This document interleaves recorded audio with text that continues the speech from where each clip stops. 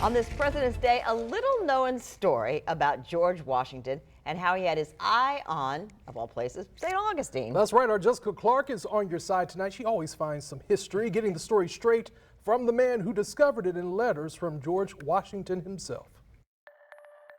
His handwriting is atrocious. Historian Roger Smith has uncovered historic gold as far as he's concerned. Here's the letter that George Washington wrote. While digging through British archives as well as hundreds of George Washington's letters, Smith discovered the first U.S. president's mention of St. Augustine during the Revolutionary War. Here we go. Here's the word Augustine. December 18, 1775. At the time, Florida was a British colony.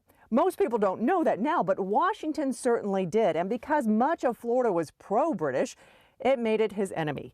And this letter here is about some very important letters. And he's writing John Hancock and to let him know that they had just intercepted a packet of letters. Those intercepted letters included wartime information. And what they've learned is that the British are stockpiling arms and munitions and he writes, in the castle and barracks in Augustine.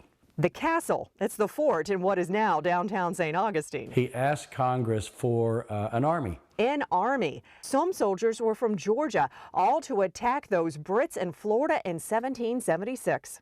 Next thing you know, the Georgia militia by themselves have captured the wedge of land between the St. Mary's and the St. John's. So they're now sitting on the northern banks of the St. John's River in what's now Jacksonville. Downtown Jacksonville was now in the hands of the Americans. But eventually, the Brits rolled back to St. Augustine and those invading Georgians went back to Georgia. But Congress authorized 4 more invasions into British Florida after that. The lesson from Washington's letters and others that Smith uncovered? You know, we get this idea because of the way history has covered the war that the war was only fought where Washington was. But indeed, the Revolutionary War and Washington's interest extended all the way to Florida.